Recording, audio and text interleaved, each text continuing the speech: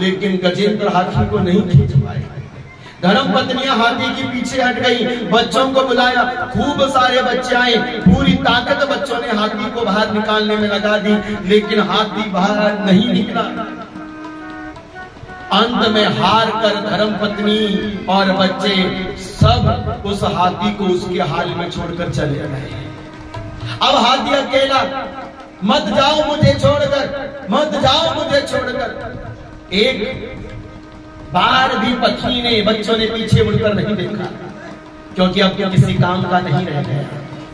हाथी रोने लगा, रुदन करने लगा, मुझे बचाओ, मुझे बचाओ, मुझे बचाओ, लेकिन कोई नहीं आता। हाथी ने अपनी पूरी ताकत लगा दी, पूरा जोर लगा दिया, लेकिन अंदर की ओर जाता रहा, जाता रहा, जाता रहा, जाता रहा। अब आप विचार करके देखिए कि यदि संसार आपको अपना ही दिखाई देता है, तो ये संसार के लोग भला हमको दुख में क्यों छोड़कर चले जाते हैं। बहुत कड़वा सत्य है, लेकिन मेरी मां विश्वास की बात तो है ही है। सुख के सब साथी, दुख में ना को। सुख में जब आपके पास बहुत कुछ होता है, पूरी दुनिया तुम्हारे सामने खड़ी होती है, लेकिन जब जीवन में दुख आ जाता है, कोई पूछने वाला नहीं होता, कोई देखने वाला नहीं होता। सब स्वार्थ से एक दूसरे से जुड़े हुए हैं। जब तक तुम्हारे पास कुछ है, दुनिया तुम्हारे पीछे पीछे चलती रहेगी। जब तक तुम्हारे पास है पैसा, लोग कहेंगे तू है कैसा, जम के बोलो। जब तक तुम्हारे पास है पैसा, लोग कहेंगे तू है कैसा। लेकिन जिस दिन तुम्हारे पास कुछ नहीं रहा, ठन ठन पाल हो जाओगे, उस दिन कोई दुनिया वाला पूछने के लिए नहीं आएगा। सब स्वार्थ से जुड़े मेरे बाबा। हम तो कहते हैं धन में ये स्वार्थ, जिस स्वार्थ के कारण हम लोग एक दूसरे से जुड़े हुए हैं। आज का आदमी बड़ा सेल्फिश हो गया है, केवल अपना भला देखता है। बस मछलियां की बातें करते हैं, हमको तो भगवान ने केवल फिश बनाया। आज का इंसान तो सेल्फिश हो गया है, केवल अपने बारे में सोचता है, अपने बारे में करता है, अपना ही भला चाहता है, अपना ही घर सजाता रहता है। भले ही पड़ोसी के घर में आग लग जाए, कोई फर्क नहीं पड़ता, बस अपना घर बचा रहना चाहिए। मेरी माँ याद रखना, अगर पड़ोसी के घर में लगी है आग, तो उसके छींटे तो तुम्हारे घर तक आएंगे आएंगे। इसलिए कितना भी गलत विचार मन में मत लाओ कि पड़ोसी के घर में आग जलती रहे और तुम हंसते रहो। इंसान तो वही अच्छा है, वही पड़ोसी अच्छा है। अपने घर के छत पर ऐसे फूल खिलाना कि उस फूल की खुशबू केवल तुमको नहीं, तुम्हारे पड़ोसी को भी मिले। इतने अच्छे पड़ोसी बनकर रहना, भला सबका कर। स्वार्थ के बंधनों से मुक्त होने का प्रयास कर, क्योंकि आज की प्रवृत्तियां सब एक दूसरे से स्वार्थ वशात जुड़ी हुई है। माँ को बेटे से चाहिए, बेटे को माँ से चाहिए, पिता को पुत्र से चाहिए, पुत्र को पिता से चाहिए। अगर पापा सरकारी नौकरी वाले हैं, पेंशन मिल रही है, तो सेवा चल रही है उनकी, पैर दबा दबा के। बेचारा जिसके पास कुछ नहीं है, मजदूरी करके पाला पोसा बड़ा किया, अरे कुछ है ही नहीं, ऐसे बूढ़े के घर में कोई पूछ ही नहीं है। बोला एक बूढ़े माँ बाप, बच्चों ने देखना बंद कर दिया। अब बच्चे देखना बंद हो गए, माँ बाप की सेवा बंद कर दी। एक दिन वो बूढ़े माँ बाप किसी महात्मा के पास गए, बोले महात्मा जी हमारे बच्चे हमको देखते नहीं है। महात्मा जी ने बोला पेंशन मिलती है कि नहीं मिलती? बोले कुछ नहीं मिलती महाराज, हम तो ठंडन पाल मदन गोपाल है, बच्चों के भरोसे जीते हैं। महात्मा बोले तभी तो समस्या हो गई। अगर तुम्हारे पास ये दाम होता ना, बच्चे रोज कहते पापा कैसे हो, हाँ क्या करें? बोले चिंता मत करो, एक मंत्र तुम्हारे कान में फूंक देते हैं, अंतिम समय तक सुख पाओगे। महात्मा जी ने उस बुजुर्ग के कान पर, उस बूढ़ी माँ के कान पर मंत्र फूंक दिया। अब दोनों मंत्र को पाकर बड़े खुश हो गए। उनके पास एक पुरानी सी बक्सा पड़ा हुआ था, टीन का बक्सा होता था पहले। टीन के बक्से में रास्ते से चलते चलते छोटे छोटे से पत्थर लेकर आए और छोटे से पत्थर को वो टीन के बक्से में डाल दिया। और बुजुर्ग व्यक्ति ने कहा सुनो प्यारी, जब बच्चे आएंगे मुझे बता देना। हाँ हाँ। अब बेचारी बुढ़िया खड़ी है दरवाजे पर, अरे हाँ बहू आ गई, बहू आ गई, हाँ ठीक है। अब वो जोर जोर से बुजुर्ग व्यक्ति उस कंटर को ऐसे, वो जो बक्सा था जोर जोर से उसको ऐसे हिलाने लगा है। अब जब हिलने की आवाज आई, बहू ने कहा ये आवाज कैसी है? अरे सास ससुर अंदर है, कुछ नहीं होगा इनके पास। तो यहाँ पर तुरंत बोल पड़ा बुजुर्ग व्यक्ति, सुनो हमारे पास बहुत पैसा है, लेकिन हम ये पैसा उसी को देंगे जो हमारी सेवा करेगा। अब बूढ़ी माँ जो पत्नी थी बुढ़िया, हाँ बिल्कुल तुम ठीक कह रहे हो, लेकिन हमारे बच्चे तो उनको पूछते नहीं। कोई बात नहीं, पड़ोसी को दे देंगे, वो रोज दूध पिलाते हैं केसर वाला। अब तो बहू के कान पे जो खबर गई, अरे सुनो सुनो, सुनते हो तुम्हारे पास पिताजी के पास तो बड़ा खजाना है, छिपा कर रखा हुआ है। अच्छा हाँ चलो मेरे साथ। तुरंत बोले आगे आगे, बच्चे आगे, फिर बजाना शुरू। अरे वाह पिताजी के पास तो बहुत धन है। अब तो बहू जो एक गिलास पानी का ना पूछे, केसर का दूध लेके आ गई। ससुर जी पी लो ना। बच्चा रात को आने से पहले रसमलाई पापा खा लो ना। अरे वाह, अब तो दोनों बेचारे बुढ़ा बुढ़ी जो बड़े कमजोर हो गए थे, गाल पिचक गए थे, फूलना शुरू हो गए। अब तो आनंद की मौज निकाल ली महाराज। रोज बच्चों को खड़खड़ा के दिखा देते। अब बच्चों का मन तो उसी बक्से में था कि है क्या इसे। अब निकलता रहा समय, बुजुर्ग व्यक्ति ने कहा सुन मेरे तो उम्र पूरी हो गई, अब मैं चला अपने धाम, लेकिन तू पीछे से ये काम करती रहना। हाँ हाँ ठीक है। बुजुर्ग व्यक्ति चला गया, राम राम सत्य हुआ। बेचारी बुढ़िया माता वो भी खटखटाते रही, बच्चे पैर दबाते सेवा करते, लेकिन ध्यान उस अटैची में रहता जिसमें कितना मोटा ताला लगाया था। अब जब बेचारी बुढ़िया भी चले गई, बड़ी इज्जत के साथ विदा कर दिया था। गांव के लोग बोले वाह कितने अच्छे बच्चे हैं कि अपने बूढ़े माँ बाप की सेवा करके उनको तार दिया, अंतिम क्रिया भी कर दी। अब जब सब लोग चले गए, क्योंकि बहुएं तो इसी इंतजार में थी, जल्दी जल्दी से रिश्तेदार भागे, ये बक्सा तोड़े और जो माल पानी सब आधा आधा बांटे। अब जैसे तोड़ने लगे तो बड़े भाई ने कहा सुनो मैं बड़ा हूं, मैं ज्यादा लूंगा। छोटे वाला बोले नहीं, हम सब बराबर बराबर बांटेंगे, जितना इसमें से निकलेगा बड़ा भैया भी उतना, बीच का भैया भी उतना, वो भी उतना। वो भी बोले हाँ हाँ बिल्कुल बिल्कुल बराबर बराबर बांटा जाएगा। बोले ठीक है तोड़ दीजिए। और जो ही तोड़ा तो तीनों के मन टूट गए, बहुओं के मन टूट गए। उसके अंदर कोई पैसे नहीं, मात्र केवल कंकड़ पत्थर भरे पड़े हुए थे। अब बताइए मेरे ऐसी स्वार्थ की दुनिया में हम लोग जी रहे हैं। हाँ इसलिए गजेंद्र भगवान को पुकारने लगा। जब कोई संग में साथ में नहीं दिखा तो गजेंद्र ने भगवान को पुकारा।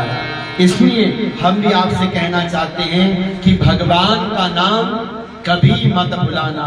प्रेम से कहिए राधे, जम के बोलिए और मेरे साथ गाइए। प्रभु के सिवा कहीं दिल ना लगाना। गाओ। प्रभु के सिवा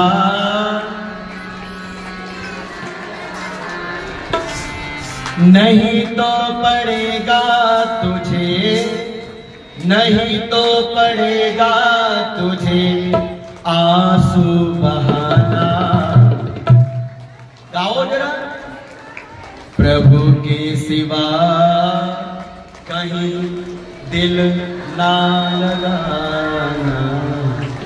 गाइए ना मेरी माँ। प्रभु के,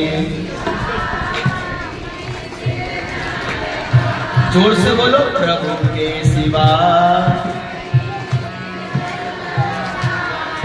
और नहीं तो पड़ेगा तुझे आंसू बहाना। प्रभु के सिवा। अच्छा कौन कौन मानता है कि ये बात बिल्कुल ठीक है? जरा हाथ खड़े करके बताओ। हाँ सभी माताएं मानती हैं कि बात बिल्कुल सच्ची है। तो आओ जरा गुनगुनाओ भजन के साथ। प्रभु के सिवा कहीं दिल ना लगाना। प्रभु के सिवा कहीं दिल ना लगाना। हरि के सिवा कहीं दिल ना लगाना। हरि के सिवा कहीं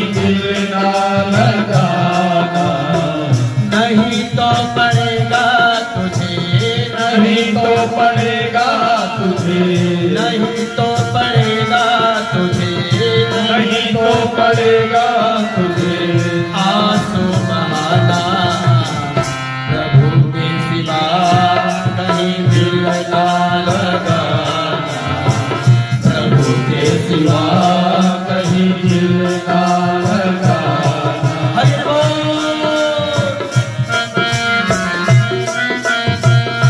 बोल भाग्य बिहारी लाल की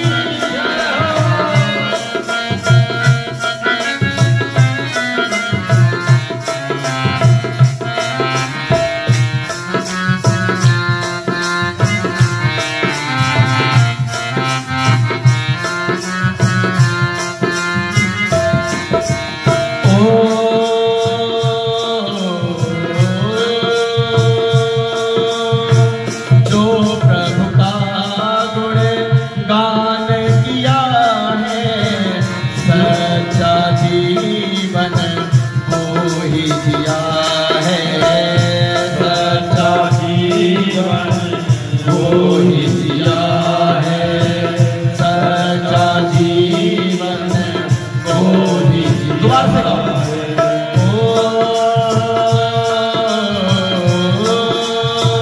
जो प्रभु का गुण गान किया है, जो प्रभु का गान किया है, सच्चा जीवन वो ही जिया है, सच्चा जीवन वो ही जिया है।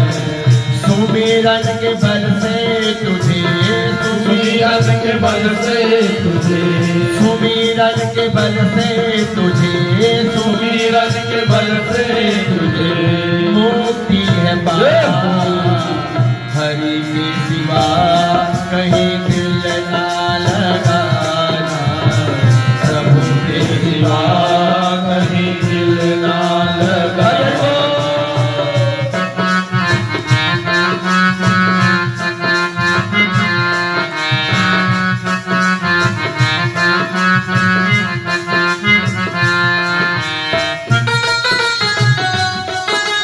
श्री राधे।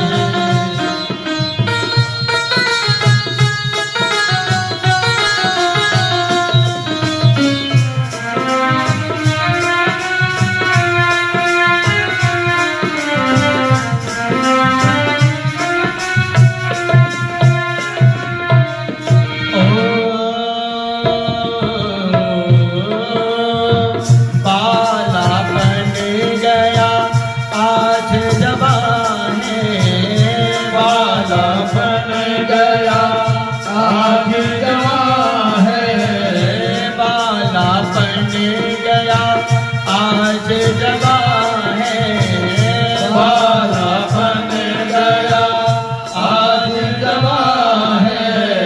बीत गया अब समय कहाँ है, बीत गया अब समय कहाँ है, सोच समझ के सोच समझ के, ओ सोच समझ के, सोच समझ के बात गवाना, प्रभु के सिवा कहीं दिल ना लगाना, प्रभु के सिवा कहीं दिल ना लगाना, नहीं तो पड़ेगा तुझे, नहीं तो पड़ेगा तुझे, नहीं तो पड़ेगा तुझे, नहीं तो पड़ेगा तुझे आंसू बहाना, प्रभु के सिवा कहीं दिल ना लगाना, प्रभु के सिवा कहीं दिल ना लगाना, प्रभु के सिवा कहीं दिल ना लगाना, प्रभु के सिवा कहीं दिल ना लगाना, प्रभु के सिवा कहीं दिल ना लगाना।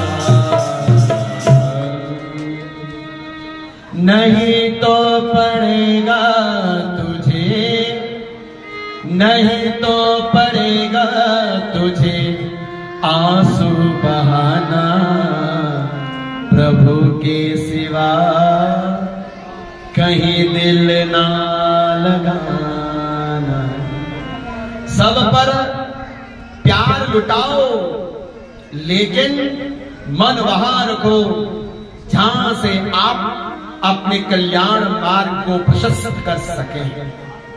गजेंद्र हाथी ने जब अंतिम में अब बल तब बल और बाहुबल चौथो बल है दाम, तुलसी सूर किशोर कृपाते सब बल हारे को हरिनाम। गजेंद्र मोक्ष का पाठ किया। गजेंद्र नहीं, गजेंद्र मोक्ष नाम से जाना जाता है। हाथी ने गजेंद्र मोक्ष का 28 श्लोकों में स्तुति करी, लेकिन इसमें एक बार भी भगवान का नाम नहीं लिया।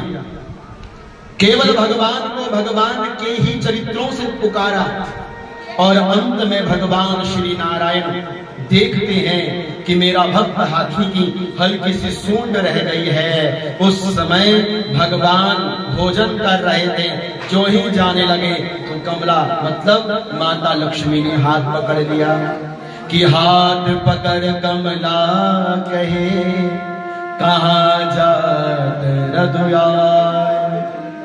तो हाँ तो कमला ने सुनी और थी सुनी गजरा।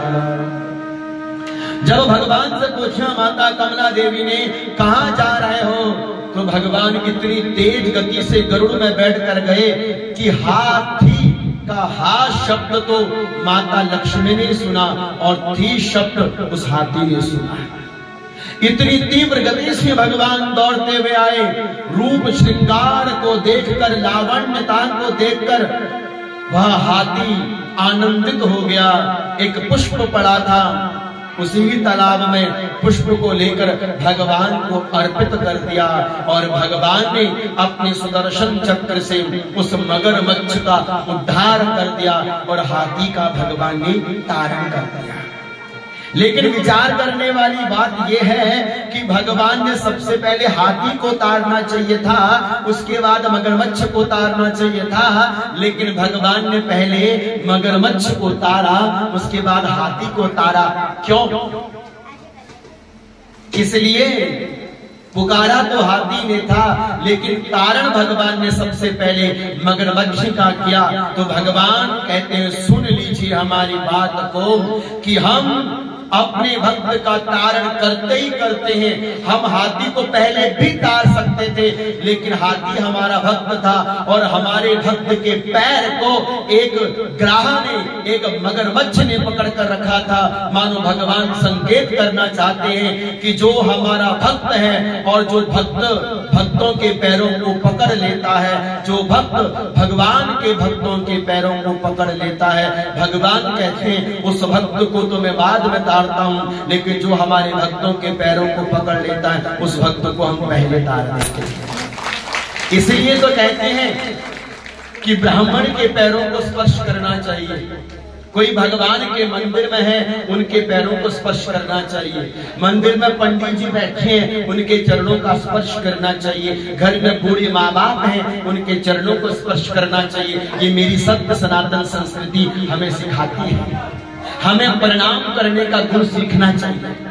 हम लोग भारत के लोग हैं और भारत के लोग मेरी माता हेलो और हाय नहीं बोला करते हैं। हेलो हाय की संस्कृति वाले लोग नहीं हम लोग। कभी आपको फोन आए और आपकी उम्र है 70 साल की, हम अनुभव से कह रहे हैं बात। 70 साल की माता जी को यदि किसी का फोन आता है तो 70 साल की माता फोन में क्या बोलती है? हेलो। अरे 70 साल हो गए हैं, अब तो कम से कम राम राम जप ले मेरी माँ। बुढ़ापे में काम आएगा, जवानी भर तो नहीं कर पाई, काम इतने थे, बोझ इतने थे, नहीं हो पाया, अब तो बुढ़ापे में आए हो। किसी का फोन आता है तो क्यों हेलो बोलते हो?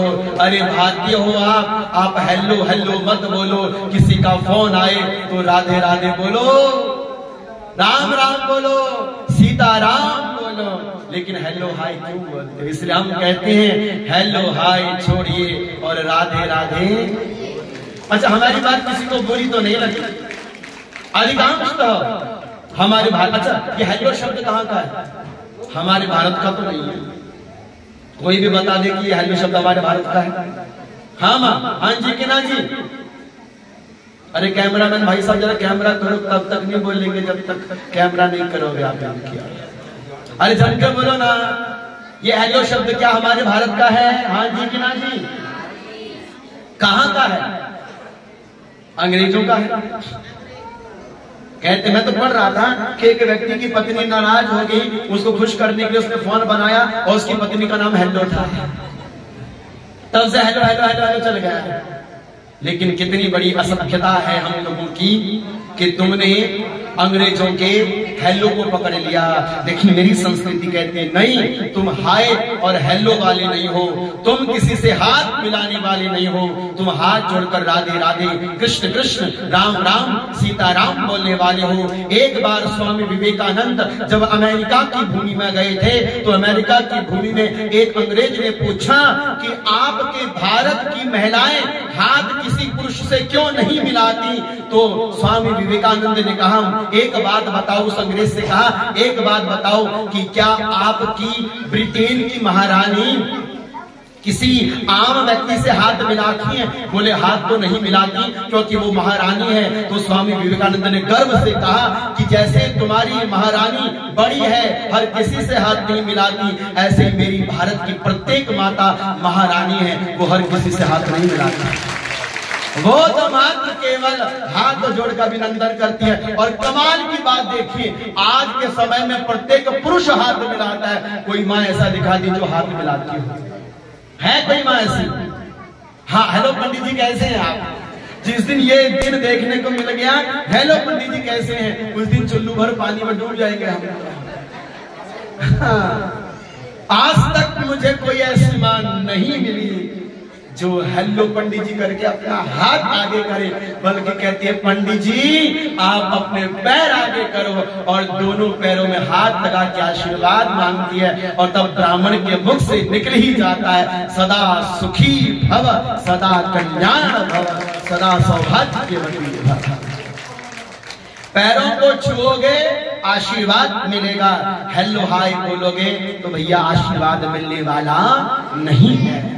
इसलिए आप भी अपने माँ बाप के पैरों में हाथ लगाया करो। भागवत की कथा कहती है कि माता पिता के चरणों को छूने वाला कभी बेबस नहीं होता।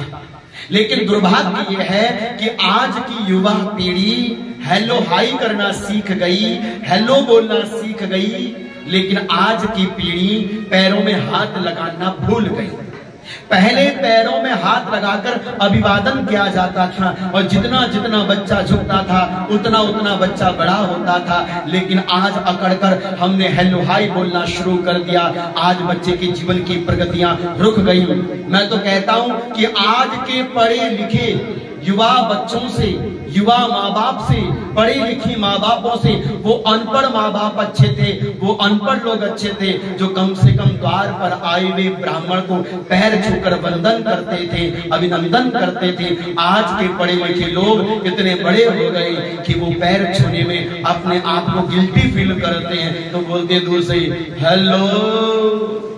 बच्चे से बोलेंगे बेटा पंडित जी को टाटा कर दो, टाटा कर दो, टाटा कर दो।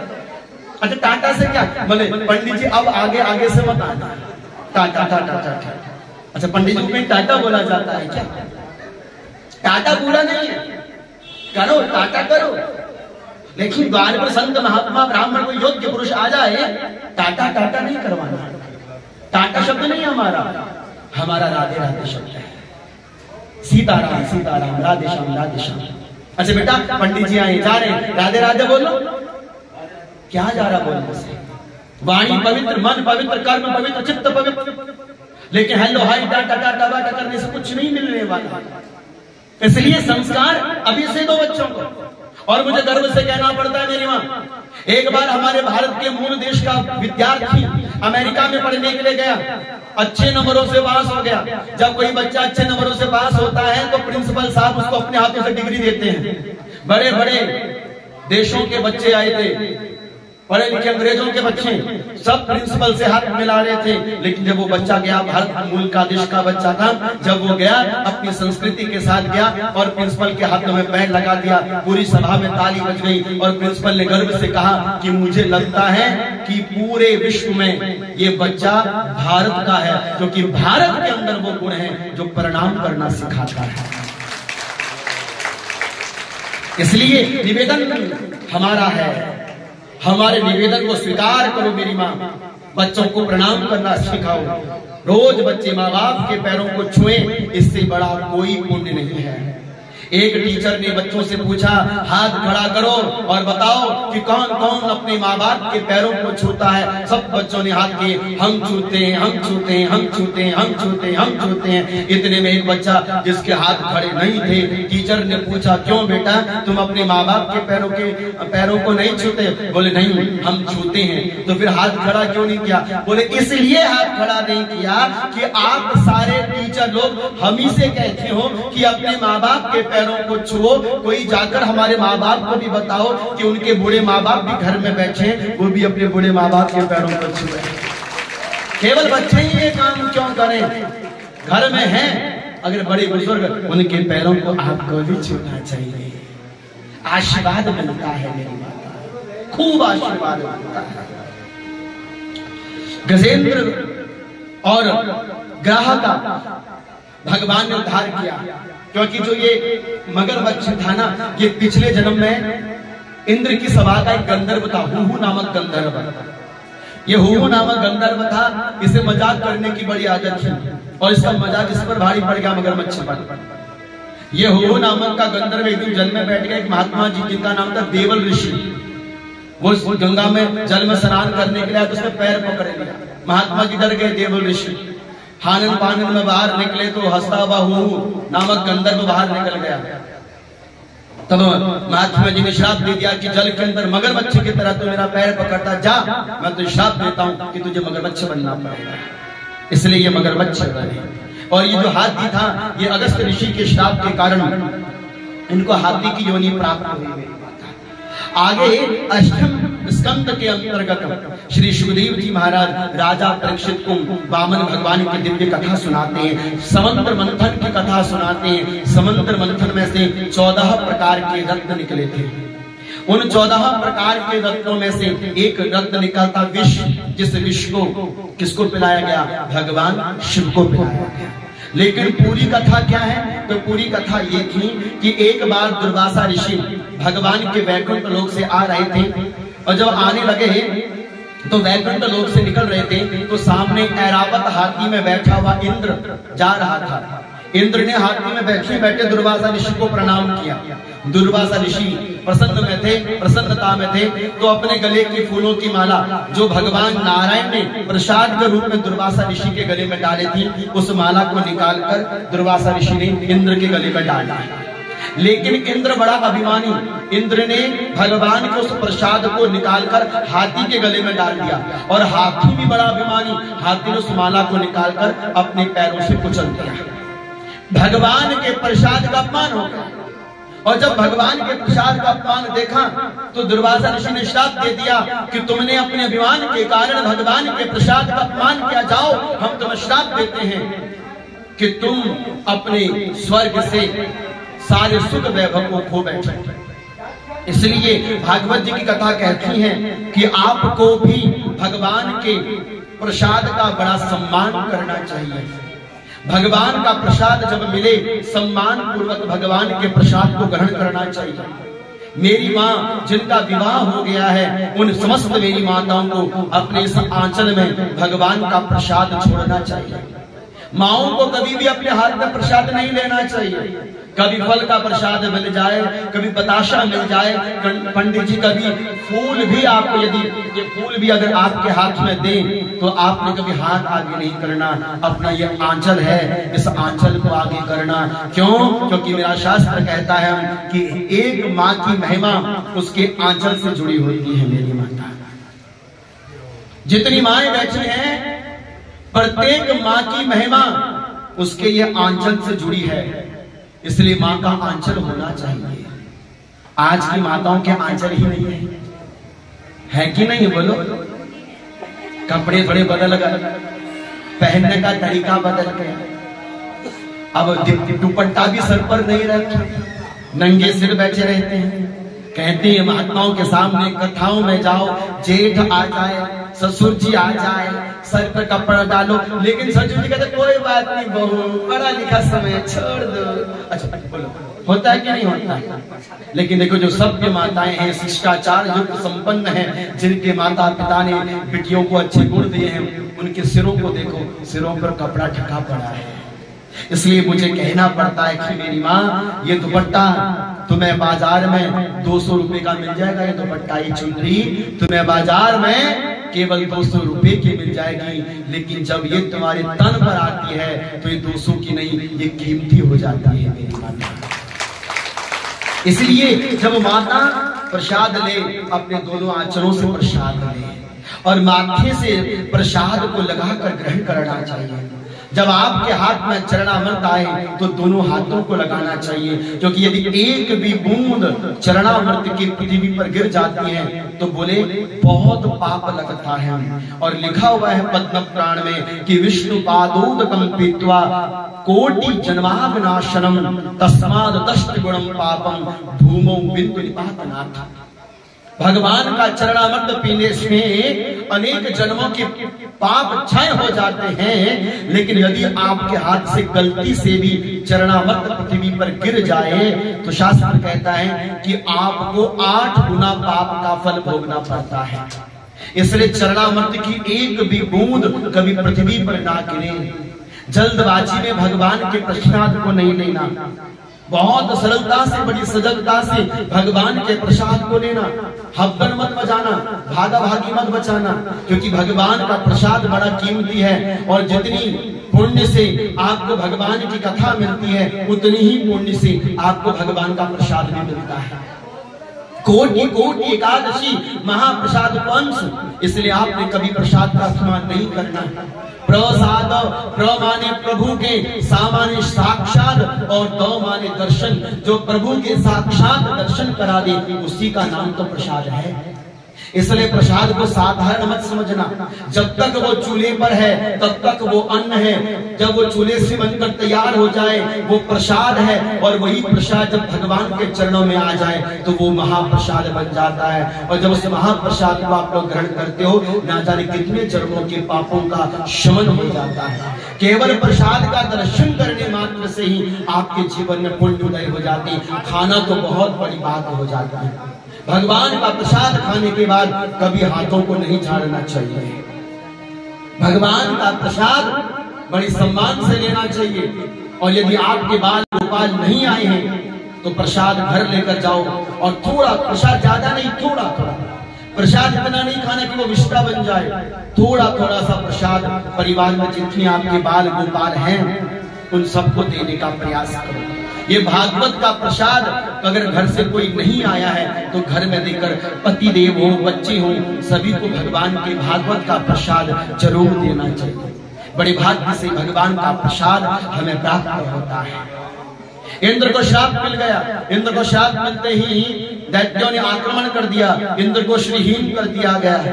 तब समस्त देवता ब्रह्मा के पास गए, ब्रह्मा विष्णु जी के पास गए, और तब समुद्र मंथन कराया गया। वासुकी सर्प को, मंदरांचल पर्वत को लेकर दैत्य और दानव आपस में समुद्र मंथन करने लगे। 14 प्रकार के रत्न निकले, जिसमें से पहला रत्न था कालकूट विष। और उस विष को किसको दिया गया मेरी माँ? भगवान भोलेनाथ को। और जैसे ही भोले बाबा ने उस विष को पिया, ना पेट में रखा, ना मुख से बाहर निकाला, अपने गले में रख लिया। तच्चकार गले नीलम तच्च साधोर विभूषणम। जैसे ही भगवान ने अपने कंठ में उस विष को रखा तो भगवान का कंठ नीला हो गया, और नीला पड़ने के कारण भगवान का एक नाम पड़ गया नीलकंठ। बोलो नीलकंठ महादेव की। भगवान का कंठ नीला हो गया। 14 रत्न निकले, लक्ष्मी भगवान नारायण को दी गई। इस तरह से अनेक प्रकार के रत्न आए। अंत में जो रत्न निकला वो रत्न निकला अमृत। अमृत कलश के लिए देवताओं में हाहाकार, दैत्यों में हाहाकार। अहम पूर्व दत्तम दत्तम इति प्रभो। हम पिएंगे, हम पिएंगे। तब अंत में भगवान ने मोहिनी रूप धारण करके दैत्यों को छला और देवताओं को अमृत पान करवाया। इस तरह से भगवान की लीलाएं चलते हुए श्री सुखदेव जी महाराज कहते हैं कि हे शौनकादि 88,000 ऋषिमुनियों, देवताओं के साम्राज्य को पुनः से प्राप्त करने के लिए कश्यप ऋषि की पत्नी, जिनका नाम था माता अदिति। देखो, कश्यप ऋषि की 2 पत्नियां हैं, एक का नाम है दिति, एक का नाम है अदिति। दिति से हुए दैत्य और अदिति से हुए देवता। माता अदिति अपने बच्चों के राज खोने के कारण बड़ी परेशान थी। तब कश्यप मुनि के कहने पर उन्होंने पयोव्रत नामक एक व्रत किया। पयोव्रत करने पर भगवान ने दर्शन दिए। कहो मां, क्या चाहते हो? बोले, मुझे आप जैसा बेटा चाहिए। भगवान बोले, हम जैसे बेटे तो केवल हम ही हो सकते हैं, इसलिए हम ही आपके बेटे बनकर आएंगे। समय अनुसार माता अदिति ने अपने गर्भ को धारण किया और भाद्रपद शुक्ल पक्ष की द्वादशी के दिन के समय साक्षात माता अदिति ने अपने गर्भ से अनंत कोटि ब्रह्मांड नायक भगवान श्रीमन नारायण को वामन के रूप में जन्म दिया। बोल श्री वामन देव भगवान की। वामन देव भगवान प्रकट हुए। 52 उंगल के थे, इसलिए नाम वामन भी पड़ गया। वामन भगवान को सभी देवी देवताओं ने आयुध दी कि तस्योपनीयमानस्य सावित्रीं सविता प्रवीण बृहस्पति ब्रह्मसूत्रं मेखलां कश्यपो ददात् ददौ कृष्णाजिनं भूमिं दण्डं सोमः बृहस्पति कौपीनां छादनं माताध्योश्चक्रं जगतः पतिं कमण्डलं वेदगर्वः कुशान् सप्तऋषयो ददुः अक्षमाला महाराज सरस्वत्या अव्ययात्मनः। किसी ने छत्र दिया, किसी ने कमंडल दिया, किसी ने भिक्षा का पात्र दिया, किसी ने माला दी। इस तरह से सबने भगवान को कुछ न कुछ आयुध दिए। अंत में गुरुदेव ने यज्ञोपवीत संस्कार करके कहा कि जाओ पुत्र, हमारे लिए भिक्षा लेकर आओ। तब भगवान वामन देव जहां की और राजा बलि अश्वमेध यज्ञ कर रहे थे, उस अश्वमेध यज्ञ की ओर पहुंचे। और जो ही राजा बलि के द्वार पर भगवान वामन पहुंचे तो सुंदर स्वरूप है मेरे भगवान का। सुंदर स्वरूप को देखकर जितने पहरेदार थे मोहित हो गए। और कहो, क्या चाहिए आपको? द्वारपालों ने कहा। तब वामन देव भगवान बोले, हमें तुमसे नहीं, तुम्हारे राजा से चाहिए। राजा को बुलाया गया क्योंकि राजा पूजा पाठ कर रहे थे, लेकिन गुरु आज्ञा से गए। और जो ही द्वार पर गए तो देखा कि बहुत सुंदर बटुक बालक द्वार पर खड़े हैं, सुंदर स्वरूप है उनका। तब राजा ने दोनों हाथ जोड़कर कहा कि स्वागतम ते नमस्तुभ्यं ब्रह्मणि कम करवामते ब्रह्मर्षीणां तपः साक्षान् मन्ये तवार्यपपुर्धरम्। हे ब्राह्मण देव, स्वागत है आपका, मांगिए आपको क्या चाहिए। भगवान बोले कि आपसे हम जो मांगेंगे वो आप हमें देंगे। बोले हाँ हाँ, हम आपको देंगे ना, मांगो क्या चाहिए। भगवान ने बोला कि राजा, हमको 3 पग भूमि चाहिए। राजा मुस्कुराए, बोले मात्र केवल 3 पग भूमि चाहिए? अरे समुद्र के पास आकर 1 लोटा जल भर के आप क्या प्राप्त कर लोगे? हमसे कुछ ज्यादा मांग लो। भगवान बोले नहीं, हम संतोषी ब्राह्मण हैं, हमें ज्यादा नहीं चाहिए, हमें केवल 3 पग भूमि दे दो, वो भी अपने पैरों से नाप कर लेंगे। भगवान बार बार समझाने लगे कि ज्यादा मांग लो, ज्यादा मांग लो। नहीं माने तो इतने में उन्होंने अपने गुरुदेव को बुलाया, शुक्राचार्य जी को। कहा, गुरुदेव, ब्राह्मण द्वार पर हैं, केवल 3 पग भूमि मांग रहे हैं, आप आकर समझा दीजिए ना कि कुछ ज्यादा मांग लो। गुरुदेव आए, बोले हाँ हम आते हैं ना। और जो ही शुक्राचार्य जी द्वार पर आए और जो ही उस ब्राह्मण बालक को देखा, समझ गए क्योंकि अंतर्यामी थे शुक्राचार्य जी। तुरंत राजा से बोल पड़े, किनारे पर आओ यजमान, एक बात कहनी आपसे। हाँ हाँ गुरुदेव बोलो। तुम जानते हो जो तुम्हारे द्वार पर आया कौन है? हाँ हाँ, एक ब्राह्मण बालक है। अरे नहीं, ये बालक नहीं, ये सबके माई बाप है। कौन? बोले कि ईश विरोचने साक्षात् भगवान विष्णुरव्ययः कश्यपादिर्जातो देवानां कार्य साधकः। ये साक्षात भगवान नारायण है और देवताओं का कार्य बनाने के लिए माता अदिति के गर्भ से जन्म लेकर भिक्षा मांगने के लिए तुम्हारे द्वार पर आए हैं। 3 लोक में पूरे संसार को नाप लेंगे, 2 लोक में आकाश पाताल सब नाप लेंगे, जब तीसरा पग नहीं मिलेगा तो तुम्हें ये रसातल में डाल देंगे, इसलिए तुम कुछ मत देना। जो सुना तो राजा बलि तुरंत अपने गुरुदेव के चरणों में गिर गए। अच्छा, क्यों गिरे गुरुदेव के चरणों में? गुरुदेव के चरणों में राजा बलि क्यों गिर गए? इसलिए गिरे क्योंकि कहा, गुरुदेव धन्य है आपने हमें भगवान से भेंट करा दी।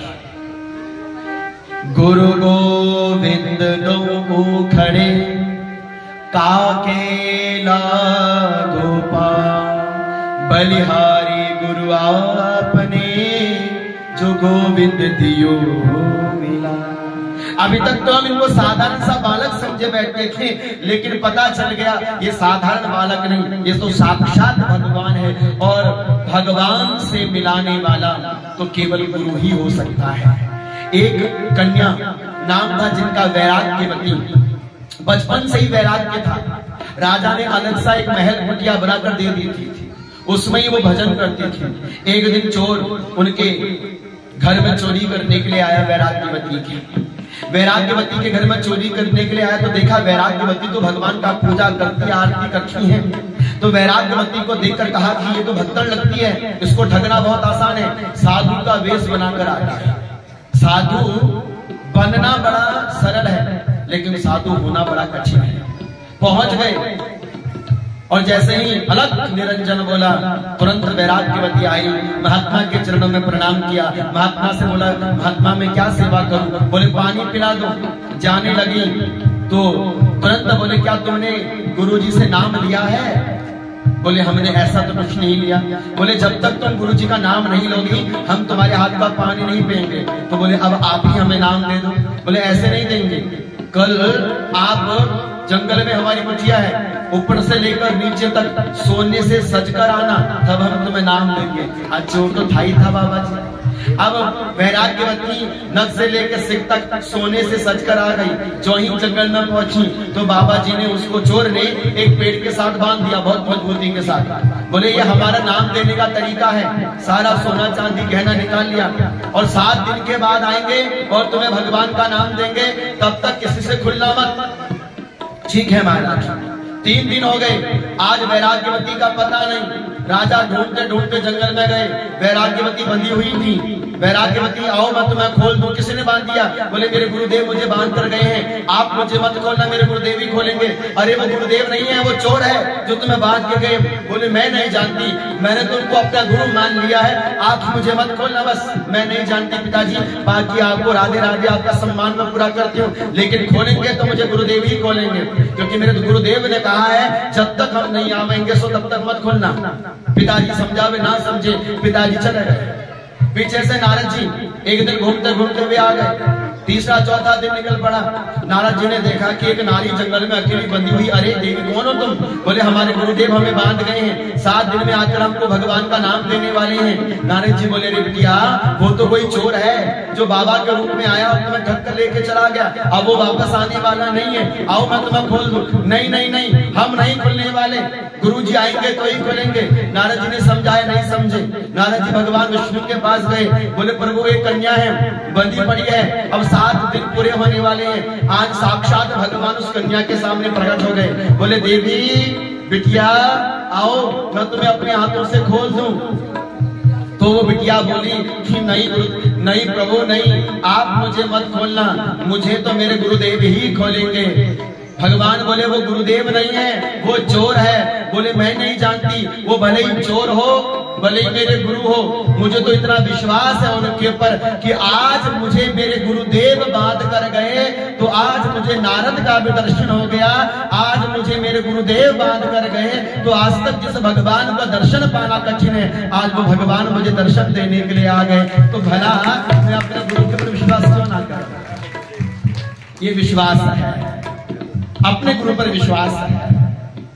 आज गुरुदेव ने परीक्षा करवाई, गुरुदेव का कहा नहीं माना। शुक्राचार्य जी छोटे से बनकर जिस पानी से वो धार दे रहे थे भगवान को संकल्प करने के लिए, क्योंकि भगवान ने कहा बिना संकल्प के हम भूमि नहीं लेंगे। जब संकल्प करने लगे पत्नी के साथ, तो शुक्राचार्य जी छोटी सी रूप बनाकर पानी के अंदर चले गए। जो पानी की टोंटी होती है जिसमें से पानी निकलता है, उसमें वो जाकर बैठ गए।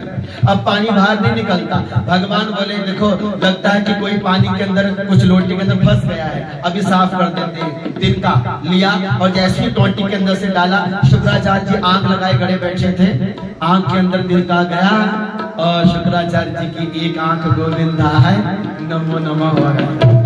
शुक्राचार्य जी बोले भला हो यजमान तेरा, तेरे चक्कर में एक आंख छुड़वा बैठे हम, अब तो जो मर्ज हो सो लुटे। अब शुक्राचार्य जी के भगवान ने कहा संकल्प करो। जो ही संकल्प हुआ तद वामनम रूप वर्धनम अद्भुतम, देखते ही देखते संकल्प पूरा होते ही भगवान का छोटा सा रूप विराट रूप में हो गया। भगवान ने एक पद से पूरी पृथ्वी के लोगों को नाप लिया, दूसरे पद से पूरे आकाश के लोगों को नाप लिया। जब तीसरा पद नहीं मिला तब कहा कि राजन संकल्प किया है आपने कि 3 पद देंगे, अब तीसरा पद हम कहां पर रखें। राजा बलि मुस्कुराते हुए बोले प्रभु आपने सबको अपने कदमों से नापा, पृथ्वी को नापा, पाताल को नापा, स्वर्ग को नापा, ब्रह्मलोक को नाप लिया। आपने सबको अपने कदमों के नीचे रखा, लेकिन मुझ जैसे दास को आपने अपने चरणों के नीचे क्यों नहीं रखा। इसलिए मालिक आपसे केवल यही प्रार्थना है कि पदम तृतीयम शीर्षम में निजम, अपने चरण उठाओ और मैं ठाकुर मेरे सिर पर रख। उठाओ चरण को शीश पे रख दो, भक्त वचन को पूर्ण कर दो। उठाओ चरण को शीश पे रख दो, भक्त वचन को पूर्ण कर दो। होगी नहीं बदनामी मेरी पर, होगी नहीं बदनामी मेरी पर, बदनाम तुम हो जाओगे सुन लो, बदनाम तुम हो जाओगे सुन लो। उठाओ चरण को शीश पे रख दो, भक्त वचन को पूर्ण कर दो, भक्त वचन को पूर्ण कर दो। प्रभु आप अपना चरण उठाइए, भक्त के सिर पर रख दीजिए, नहीं तो दुनिया ये कहेगी कि आज भक्त के द्वार पर भगवान गए और आज भगवान को भक्त ने खाली लौटा दिया।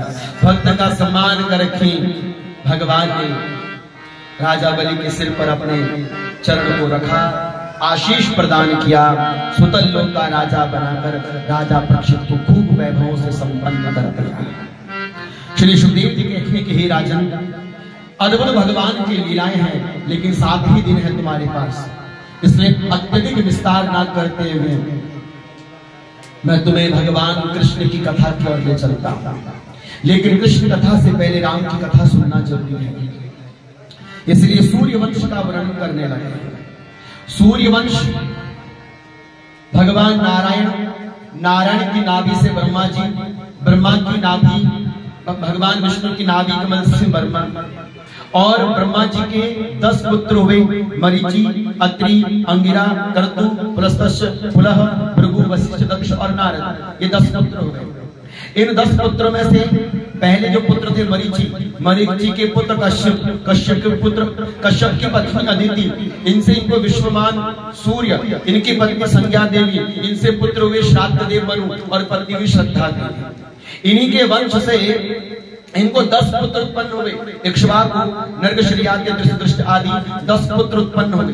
इनमें से जो एक राजा थे प्रशद्र के पुत्र सरियाति, सरियाति के पुत्र सुकन्या जिनके पिता थे च्यवन, जिनके पति थे च्यवन ऋषि के संग इनका विवाह हुआ, और इनके ही पुत्र में उत्तान बरही और आनंद और भूरिशेन, और इनका जो विवाह हुआ रैवत, इनके जो पुत्र वे रैवत, और रैवत के 100 पुत्र थे, एक बेटी थी जिनका नाम था रेवती।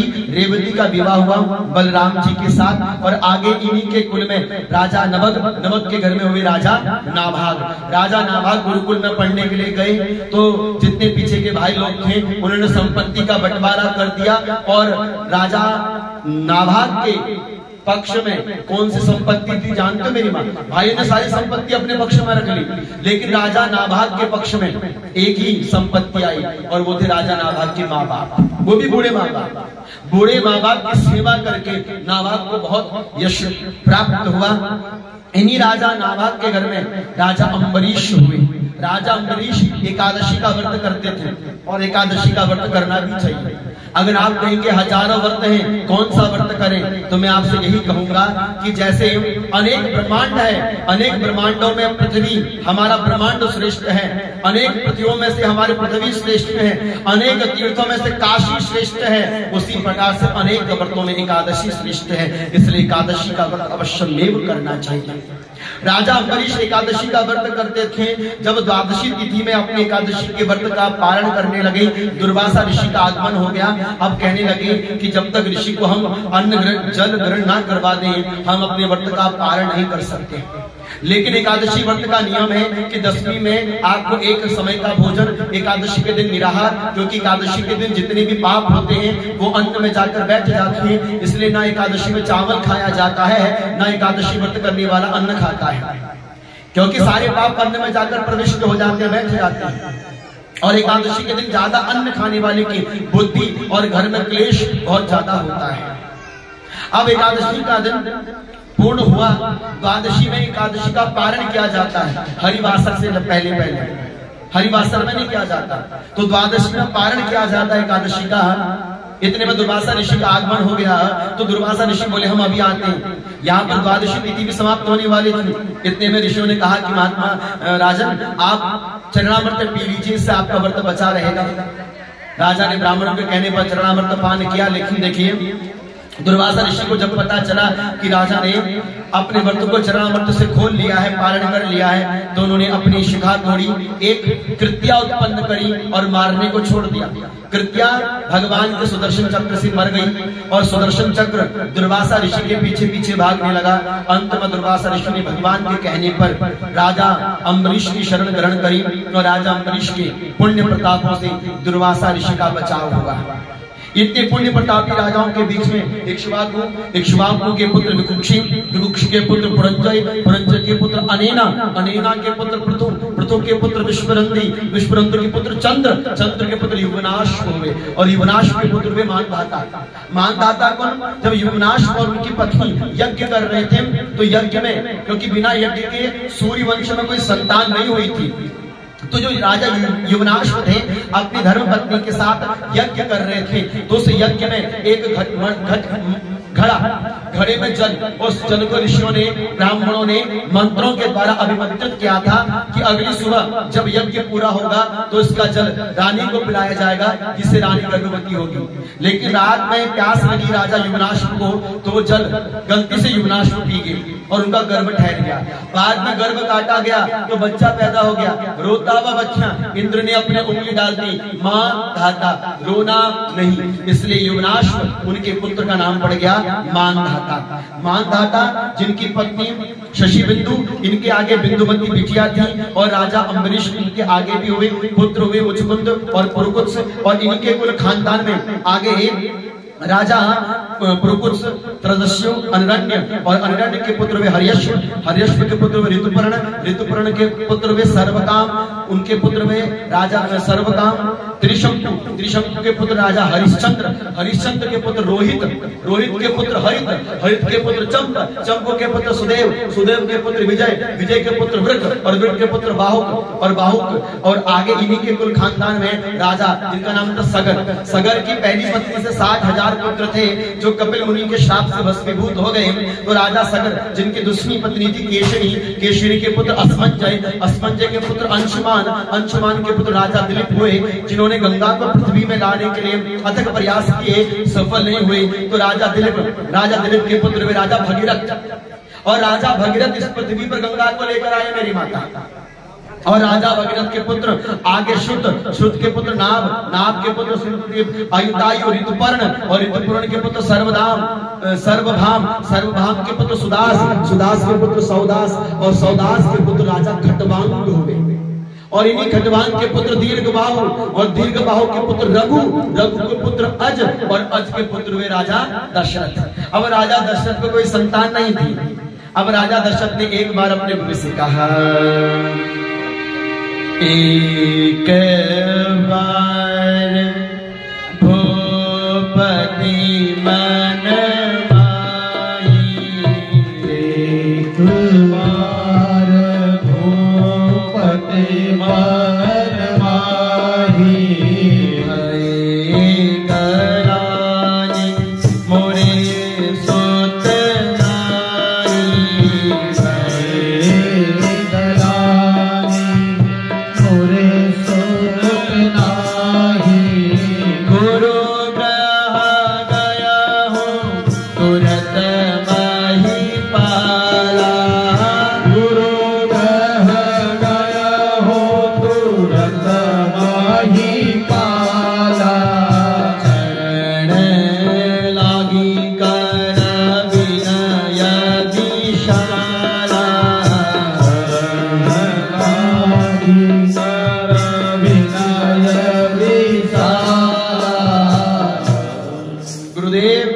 संतान का सुख मिल जाए। तब गुरुदेव ने श्रृंगी मुनि के आधार पर श्रृंगी मुनि को लेकर पुत्रेष्ठ यज्ञ किया। पुत्रेष्ठ यज्ञ में से श्री अग्निदेव खीर का कटोरा लेकर आई। तीनों रानियों को खीर बांटी गई। माता सुमित्रा के हाथ में जब जो खीर थी उसको एक चीर लेकर चली गई। और कर्नाटक में माता अंजना पुत्र की कामना के लिए भगवान शिव का जप कर रही थी और उस चील ने उस खीर को माता अंजना के आंचल में छोड़ दिया। माता अंजना ने उस खीर को खाया तो चैत्र मास की शुक्ल पक्ष की पूर्णिमा के दिन भगवान शंकर के अंशावतार से रुद्रावतार से साक्षात भगवान शंकर ही हनुमान जी के रूप में प्रकट हो रहे थे। माता कौशल्या के हाथ में खीर थी, कैकेयी के हाथ में खीर थी, सुमित्रा के हाथ में खीर नहीं थी। अब क्या करें? तो कौशल्या ने आधा हिस्सा सुमित्रा को दे दिया, कैकेयी ने भी आधा हिस्सा दे दिया। अब दो मां के प्रसाद मिल गए, इसलिए कौशल्या को राम, लेकिन सुमित्रा को दो पुत्र हुए। क्या क्या नाम रहे? लक्ष्मण और शत्रुघ्न। और भरत माता कैकेयी। जब खीर को खाया, भगवान का प्रसाद को ग्रहण किया, आज सुंदर समय उपस्थित था। संत महात्मा जन आज प्रतीक्षा में है कि इस संसार के भूताप को हरण करने के लिए हमारे अनंत कोटि ब्रह्मांड नायक भगवान श्री राम ही अयोध्या में प्रकट होने वाले हैं। प्रसन्नता चारों ओर व्याप्त होने लगी, प्रकृति खिलखिलाने लगी और कहते हैं नौमी तिथि मधु मास पुनीता, नौमी तिथि मधु मास पुनीता, शुक्ल पक्ष अब जित हर प्रीता, शुक्ल पक्ष जित हर प्रीता, मध्य दिवस अति शीत न घामा, मध्य दिवस अति शीत न घामा, पावन काल लोक विश्रामा, पावन काल लोक विश्रामा। नौमी तिथि है मेरी मां, नौमी की तिथि है। चैत का पावन पवित्र महीना है और चैत का नौमी तिथि मधुमास पुनीता शुक्ल पक्ष है। अब जीत मुहूर्त है, दिन के 12 बज रहे हैं और साक्षात माता कौशल्या के गर्भ से अनंत कोटि ब्रह्मांड नायक पहले तो चतुर्भुज रूप में आए और जो ही चतुर्भुज रूप में आए तो माता ने प्रार्थना करी कि हे मेरे प्रभु, आप मुझे पुत्र का सुख दीजिए। तो भगवान चतुर्भुजी रूप छोड़ के दो हाथों में नन्हे से बालक बनकर माता की गोद में बैठ गए हैं। बोल श्री रामचंद्र भगवान की जय हो। भय प्रगट कृपाला दीन दयाला,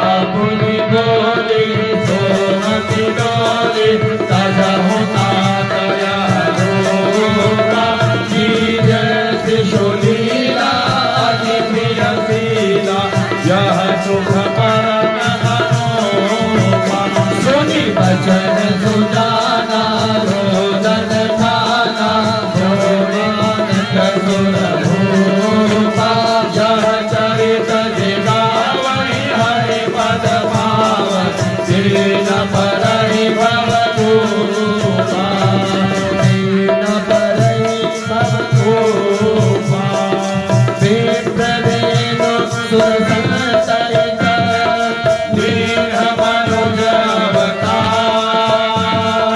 विजय शांति रवित करो माया गुण गोपाल पवन सुत हनुमान की जय मंगल भवन अमंगल हारी दशरथ अनिल बिहारी जय राम जय राम जय जय राम जय राम जय जय राम।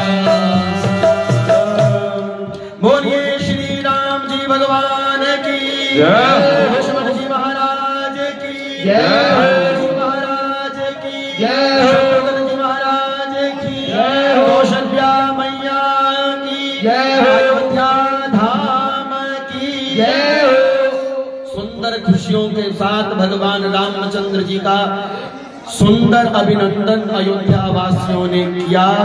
भागवत में 3 अध्यायों में राम की कथा को बताया गया है, इसलिए हम भी संक्षेप रूप में आइए जरा भगवान राम की कथा को एक भजन के माध्यम से सुन लेते हैं। एक बार प्रेम से सभी भक्त कह दीजिए राधे राधे। देखो मेरी माँ, हम थोड़ी सी संध्या इसलिए कर रहे हैं क्योंकि भगवान थोड़ी रात में हुए थे और राधे राधे बोलोगे तो जल्दी जल्दी हमारे कन्हैया जी आएंगे। जरा दोनों हाथ खड़े करके राधे राधे बोल दीजिए। ऐसे बिल्कुल आने वाले नहीं है, कंजूसी मत करिए, जरा जम के बोलिए। हाँ, अब कन्हैया कह रहे आने वाला हूँ, लेकिन जब से आए पहले हम मर्यादा पुरुषोत्तम भगवान रामचंद्र जी की एक राम कहानी सुन लेते हैं। श्री राम जय राम जय जय राम, श्री राम जय राम जय जय राम, श्री राम जय राम जय जय राम, श्री राम जय राम जय जय राम, श्री राम जय राम जय जय राम, श्री राम जय राम जय जय राम, श्री राम जय राम जय जय राम, श्री राम जय राम जय जय राम। राम कहानी सुनो रे राम कहानी, राम कहानी आइए सुनो रे राम कहानी। कहत सुनते आवे, कहत सुनते आवे अखिलों में पानी, राम कहानी सुनो रे राम कहानी, राम कहानी सुनो रे राम कहानी। भगवान दशरथ जी के पुत्र बनकर आए, बड़े हुए, विश्वामित्र जी संग लेकर गए, अहिल्या का तारण किया, तारिका का वध किया, जनकपुरी में जाके धनुष को तोड़ा, माता सीता के संग स्वयंवर रचाया और विधिवत पूर्वक भगवान ने संपूर्ण विवाह को संपन्न करते हुए मां सीता जी को अयोध्या में लेकर आए। दशरथ के राज दुलारे कौशल्या की आंख के तारे, दशरथ के राज दुलारे कौशल्या की आंख के तारे, सूर्य वंश के सूरज बेरख कुल के उजियारे, वे सूर्य वंश के सूरज बेरख कुल के उजियारे। भगत नयन बोले, भगत नयन बोले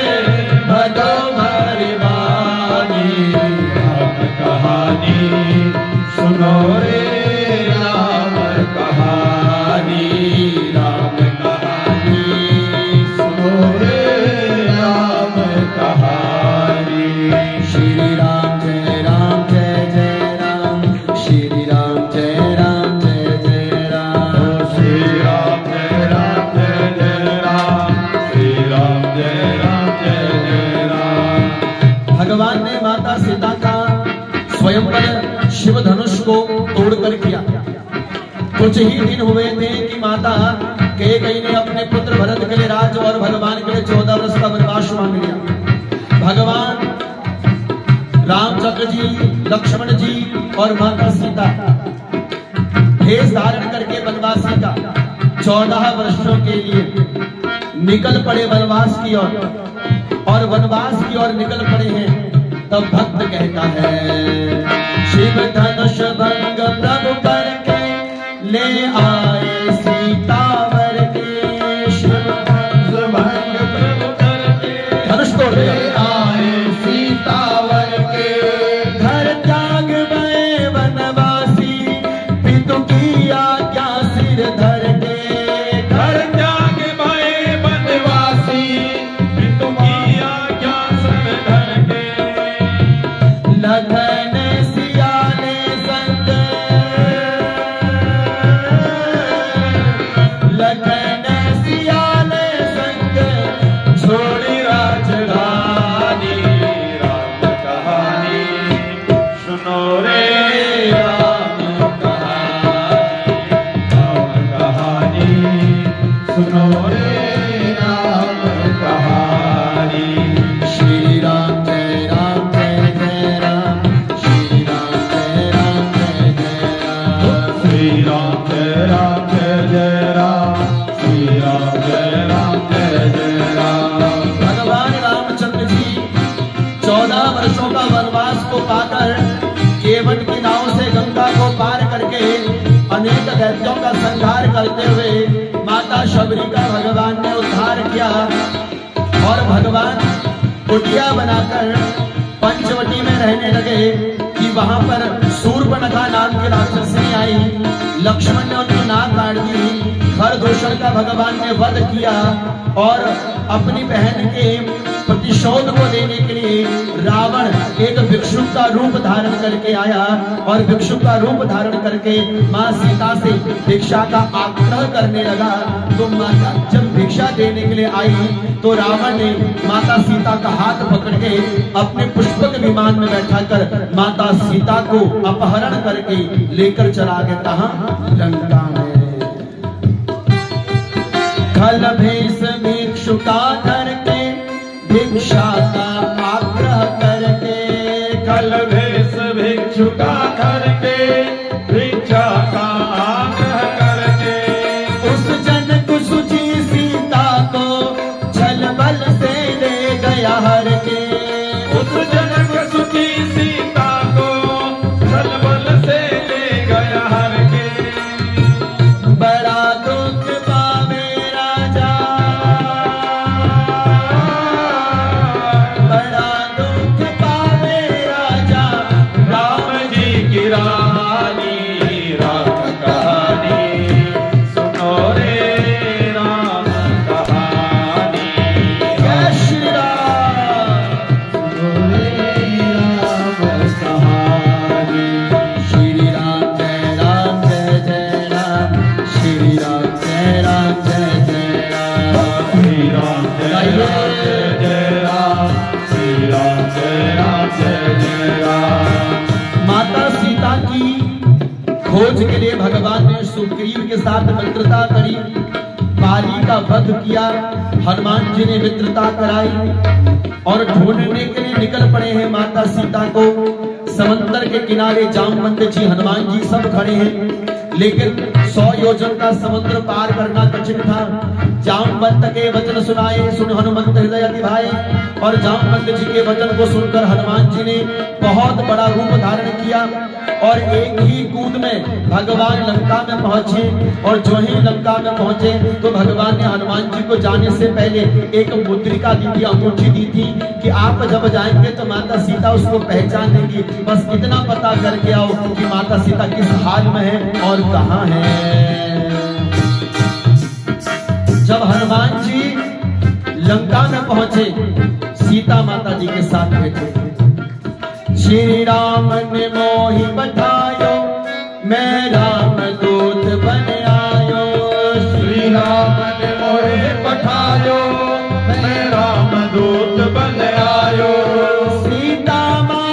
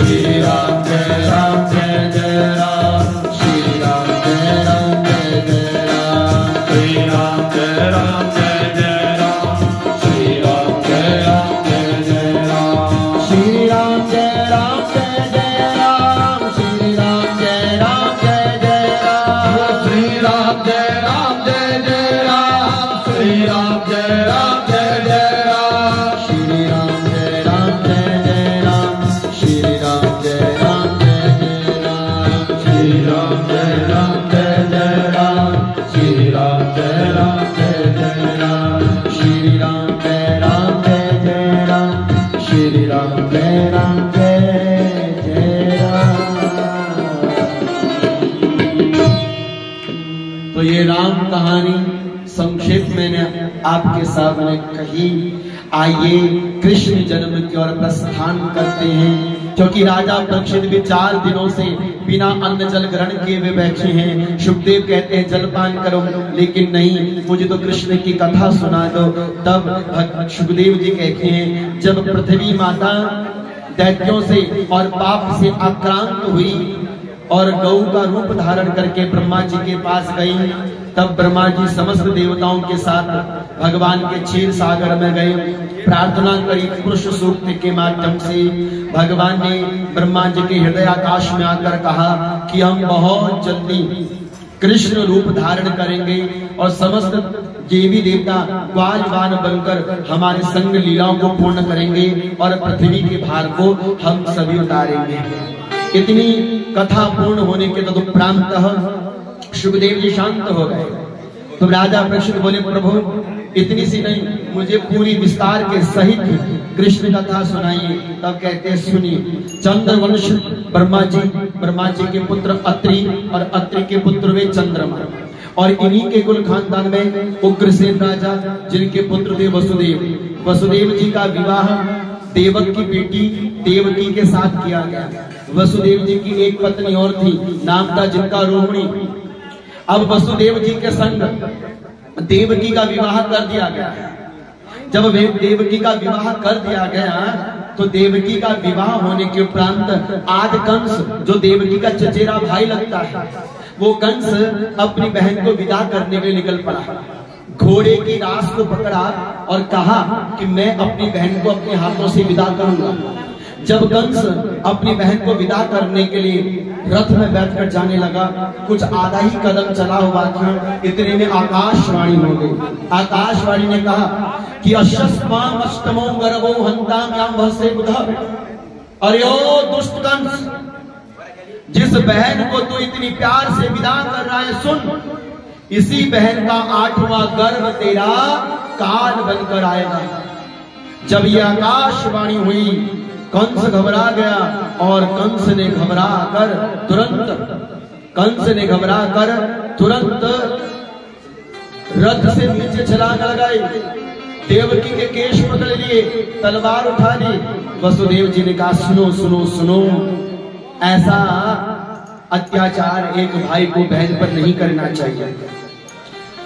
तो कंस ने कहा कि आपने सुना नहीं कि हमारी बहन का 8वां गर्भ हमारी मृत्यु का कारण बनेगा? बोले मृत्यु का कारण तो बनेगा, लेकिन हम आपको वचन देते हैं कि हमारी जो जो संतानें होंगी, जो जो बच्चे होंगे, कंस हम तुम्हें दे देंगे। कंस बड़े ईमानदार मानते थे वसुदेव जी को, और वसुदेव जी सच्चा आदमी थे। छोड़ दिया गया देवकर वसुदेव को। समय अनुसार वसुदेव जी को पहली संतान हुई। रोते हुए मां ने संतान को विदा किया, एक ही दिन की संतान है। लेकर गए कंस के पास। कंस मुस्कुराया, बोले मान गए आपको वसुदेव, बहुत सत्यवादी हैं आप। अपने कर्म को और अपनी जवान को आपने बराबर निभाया। बच्चे को ऊपर उछाला। वसुदेव जी अपनी आंखों को बंद करके बैठ गए। इतने में कंस की बुद्धि पलट गई। बोले हमने इस बच्चे को मारकर क्या करना है? हमको तो इसका 8वां बच्चा चाहिए तुम्हारा, क्योंकि हमारी मृत्यु का कारण तो 8वां बच्चा है, पहला बच्चा नहीं। छोड़ दिया। वसुदेव जी तुरंत लेकर आ गए। पीछे से नारद जी का आगमन हो गया। बोले क्यों, कौन जा रहे थे? बोले वसुदेव जी थे, बच्चे को लेकर आए थे, लेकिन पहला बच्चा था, हमको तो 8वां बच्चा मारने वाला है ना। अरे मूर्ख, मेरे पास आ, मैं तुझे समझाता हूँ। एक माला निकाली। माला में 8 दाने थे, 8 मन के थे। एक मन का गिना, 1 2 3 4 5 6 7 8। अब बोले जहां पे 8 था वहां से उल्टी गिनती कर कंस। अब 8 7 6 5 4 3 2 1। जहां पर 1 आए वहां पर 8 आए, जहां पर 8 आए वहां पर 1 आए। अब कंस भ्रमित सा हो गया। कंस बोले महाराज हमको ये गणित समझ में नहीं आती, आप हमें सीधा सीधा बताओ कि हमने करना क्या है।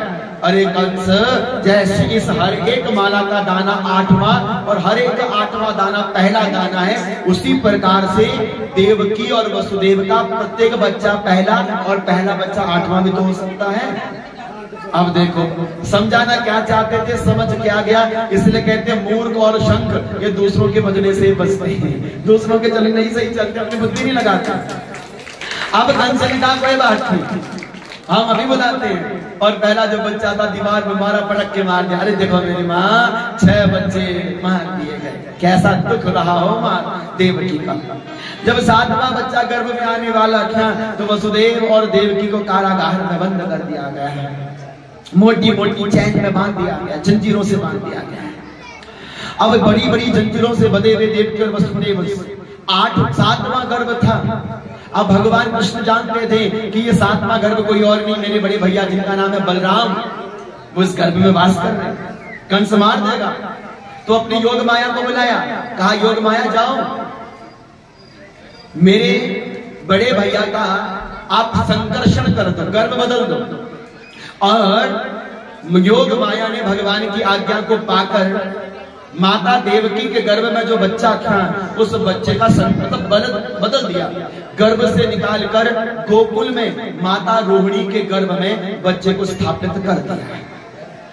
अब बच्चा जब गर्भ से नहीं आया तो पूरी मथुरा में हल्ला मच गया कि देवकी का 7वां गर्भ क्षय हो गया, नष्ट हो गया। कंस मुस्कुराया, बोले चलो बिना पाप किए हुए बच गए। अब 8वें गर्भ की बारी थी, पहरेदारी चौक चौबंद कर दी गई मेरी माता। बड़े बड़े सैनिक 24 घंटे बिना सोए पहरेदारी कर रहे थे। वसुदेव और देवकी की प्रत्येक क्रिया पर, हरकत पर उनकी नजर थी। अब तो कंस भी चौकन्ना हो गया क्योंकि अब 8वीं मौत थी उसकी। अब देखिए भगवान श्री कृष्ण का अब आगमन होने वाला है। धीरे धीरे गर्भ बढ़ने लगा। जब गर्भ बढ़ने लगा तो 6वें 7वें गर्भ में समस्त देवी देवता भगवान कृष्ण की स्तुति करने के लिए, गर्भ स्तुति करने के लिए माता देवकी के और वसुदेव जी के पास कारागार में आए। और सबने कहा कि सत्यव्रतम सत्यपरम त्रिसत्यम सत्यशयोनिं नियतं च सत्ये सत्यस्य सत्यमृत सत्यनेत्रं सत्यात्मकं त्वं शरणं प्रपन्ना।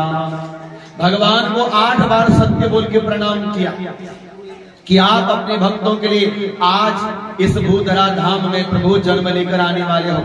समय निकलता रहा, कालः परम शोभनम।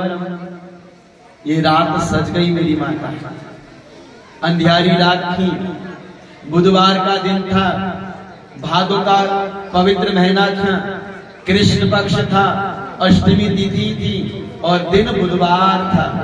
रोहिणी नक्षत्र और रोहिणी नक्षत्र के तीसरे चरण में भगवान चंद्रमा प्रवेश करने वाले थे। अब देखिए काल की गणना कितनी सुंदर थी कि आज अंधियारी रात सज गई, आकाश पर चंद्रमा सज गए। आज आकाश पर चंद्रमा खिलखिला रहे हैं, प्रसन्न हो रहे हैं। क्यों? क्योंकि जिस समय भगवान रामचंद्र जी का जन्म हुआ था तो मास दिवस भा दिवस पुनी मरम न जाने कोई। मानो कि एक दिन 6 महीने के बराबर हो गया, एक महीना 6 महीने के बराबर हो गया था। इतना पवित्र दिन था भगवान रामचंद्र जी का दर्शन करने के लिए। भगवान सूर्य भगवान किसी दूसरे तारे को, नक्षत्र को दर्शन करने ही नहीं देते थे। तो चंद्रमा ने अपना दुखड़ा भगवान रामचंद्र जी से सुनाया, कहा कि प्रभु सूर्य देव जब से आप हुए हो तब से जाने का नाम ही नहीं लेते। जब तक सूर्य जाएंगे नहीं हम आपका दर्शन कर पाएंगे नहीं। अब हम क्या करें? रामचंद्र जी मुस्कुराकर बोले कि इस जन्म में तो सूर्य भगवान का ही तेजस्व बना रहेगा, लेकिन कृष्ण बनकर आऊंगा तो तुम्हारे ही वंश में जन्म लूंगा। लेकिन तब तक हम तुम्हें एक नया आभूषण देते हैं। वैसे हमारा नाम राम है, लेकिन तुम हमारे नजदीक हो, हमारे निकट हो। हे चंद्र, तुम हमसे प्रेम करते हो, इसलिए हम अपने नाम के पीछे चंद्र जोड़ देंगे और दुनिया हमें रामचंद्र कहेगी। आज चंद्रमा प्रसन्न है। आहा, आज हमारा वंश पवित्र हो गया। अनंत कोटि ब्रह्मांड नायक अखिल अखिलेश्वर कारण वर्णावरणालय भक्तवांछा कल्पतरु दीनानाथ कृपा निदान दया निदान अवध्य अविनाशी अनंत अमल अमल अगोचर भगवान हमारे कुल में जन्म लेने वाले हैं। सुंदर समय की काल गणना थी। ब्राह्मणों के वैदिक मंत्र प्रारंभ हो गए। ओम स्वस्ति न इंद्रो वृद्धशर्वाः स्वस्ति नः पूषा विश्ववेदाः स्वस्ति नस्तारक्षो अरिष्टनेमिः स्वस्ति नो बृहस्पतिर्दधातु। बोल बाल कृष्ण लाल की जय, बिहारी लाल की जय। और देखते ही देखते माता देवकी ने अपने गर्भ से चतुर्भुज भगवान को प्रकट किया और चतुर्भुज भगवान ने अपने दो हाथों को छिपाकर बालक के रूप में मां की गोद में बैठ गए और सब देवता जय जयकार करने लगे। बोल बाल कृष्ण लाल की जय हो। नंद घरा नंद भयो जय कन्हैया लाल की। नंद घरा नंद भयो जय कन्हैया लाल की।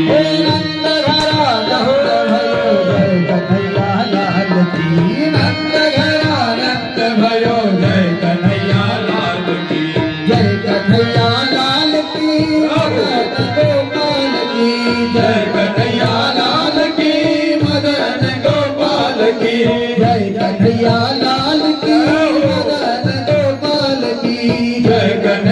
लाल की मदन गोपाल की। आनंद लाल की आनंद उमंग भयो जय कन्हैया लाल की। नंद घरा नंद भयो जय कन्हैया लाल की। नंद घरा नंद भयो जय कन्हैया लाल की। ब्रह्मांड की अधिपति लाल की। कोटि ब्रह्मांड के अधिपति लाल की। कोटि ब्रह्मांड की अधिपति लाल की। कोटि ब्रह्मांड के अधिपति लाल की। हाथ दिनी घोड़ा दिनी और दिनी पाल की। हाथ दिनी घोड़ा दिनी और दिनी पाल की। नंद घरा नंद भयो जय कन्हैया लाल की। नंद घरा नंद भयो जय कन्हैया लाल की। पूनम सी चाँद जैसी शोभा है लाल की। पूनम सी चाँद जैसी शोभा है लाल की। पूनम सी चाँद जैसी शोभा है लाल की। पूनम सी चाँद जैसी शोभा है लाल की। भक्त के आनंद जय हो यश लाल की। भक्त के आनंद भयो जय यशया लाल की। गौवे चराने आए जय हो पशुपाल की। गौवे चराने आयो जय हो पशुपाल की। जय हो बुजलाल की बाबा पशुपाल की। जय हो बुजलाल की बाबा पशुपाल की। नंद घरा नंद लाल की। नंद घरा नंद भयो जय कन्हैया लाल की। नंद घरा नंद भयो जय कन्हैया लाल की। नंद घरा नंद भयो जय कन्हैया लाल की। नंद घरा नंद भयो जय कन्हैया लाल की। नंद घरा नंद भयो जय कन्हैया लाल की। नंद घरा नंद भयो जय कन्हैया लाल की। नंद घरा नंद भयो जय कन्हैया लाल की। जय कन्हैया लाल की मदन गोपाल की। जय कन्हैया लाल की मदन गोपाल की। नंद घरा नंद भयो लाल की। नंद घरा नंद भयो जय कन्हैया लाल की। ऐसे भी नहीं मां, जरा झूमकर आनंद के साथ। तुझके अंगना में बज रही आज बधाई। अंगना में बज रही आज बधाई। अंगना में बज रही आज बधाई। नंद जी के अंगना में बज रही आज बधाई। 100 बार बधाई लोगो। 100 बार बधाई लोगो। 100 बार बधाई लोगो। 100 बार बधाई लोगो। लाखों बार बधाई। अंगना में बज रही आज बधाई। नंद जी की अंगना में बज रही आज बधाई। नंद जी के अंगना में बज रही आज बधाई। देवी माता, आपके घर में अगर लाला हो तो आप खुशियां मनाती हो। जरा एक बार सभी प्रेम के साथ जय श्री राधे।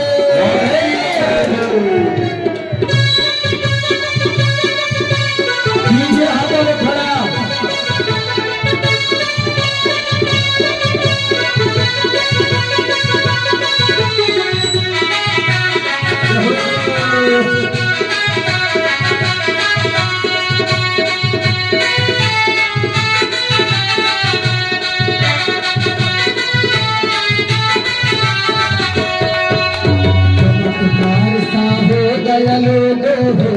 बात निराली। चमत्कार सा हो गया लोगों, हो गई बात निराली।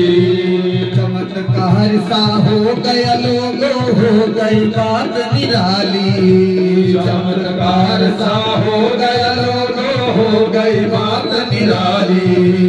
रात रात में नंद बाबा की, रात रात में नंद बाबा की गाड़ी हो गई बज रही आज बधाई। नंद जी के अंगना में बज रही आज बधाई।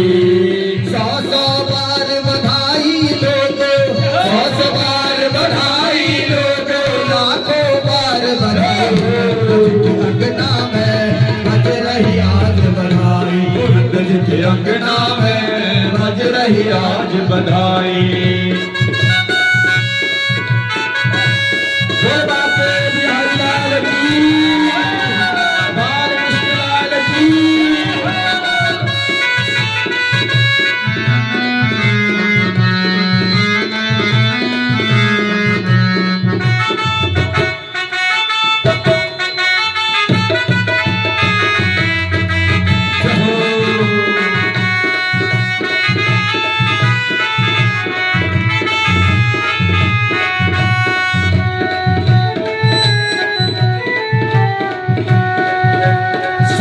साल के बूढ़े देखो हो गए आज जवान। 60 साल के बूढ़े देखो हो गए आज जवान। 60 साल के बूढ़े देखो हो गए आज जवान। 60 साल के बूढ़े देखो हो गए आज जवान। अरे नाचे कूदे धूम मचावे, नाचे कूदे धूम मचावे, नाचे कूदे धूम मचावे, नाचे कूदे धूम मचावे।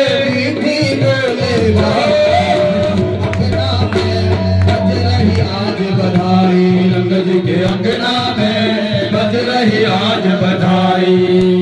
100 बार बधाई लोगो, 100 बार बधाई लोगो, लाखों बार बधाई। अंगना में बज रही आज बधाई। नंद जी के अंगना में बज रही आज बधाई। मुकुट सिर मोर का मेरे चित छोर का, मुकुट सिर मोर का मेरे चित चोर का। दुने ना ना ना, दुने ना ना ना, दुने ना घनश्याम सगिल है कटार के।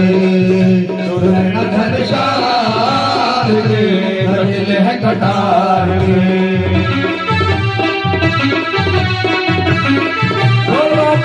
हरिलाल की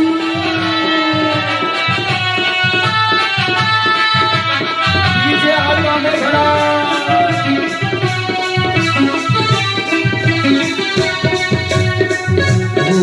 कमल न जाए तेरे नैनों को देख के। कमल न जाए तेरे नैनों को देख के। कमल न जाए तेरे नैनों को देख के। कमल न जाए तेरे नैनों को देख के। भूली घटाए तेरे गजीरे की देख के। भूली घटाए तेरी गजीरे की देख के। ये मुखड़ा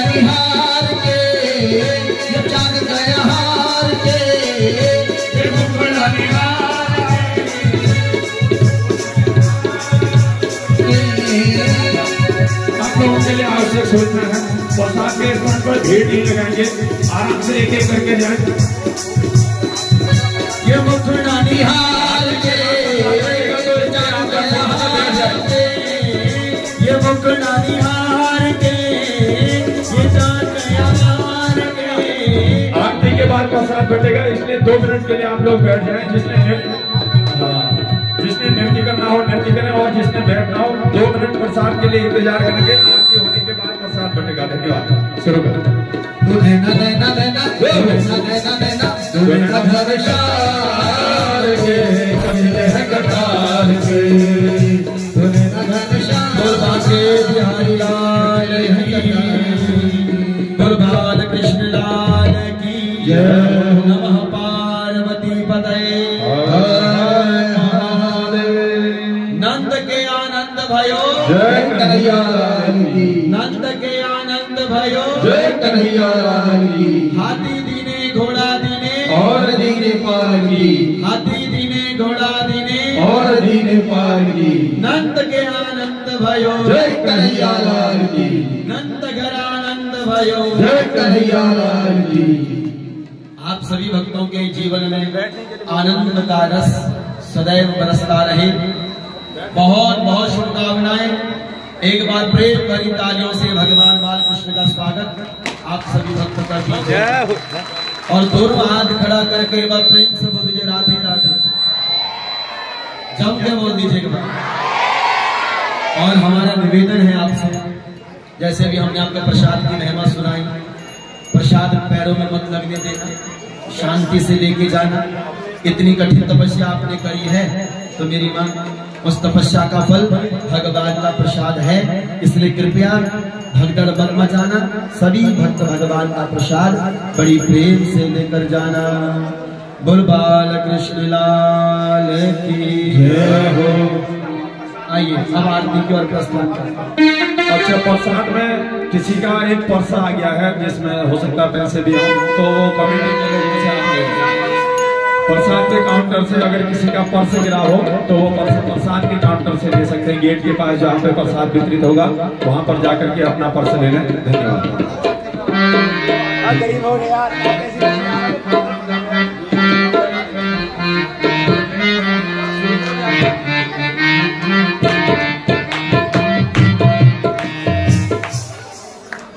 बोल श्री बांके बिहारी लाल की जय हो। बाल कृष्ण लाल की जय हो। आरती कीजिए।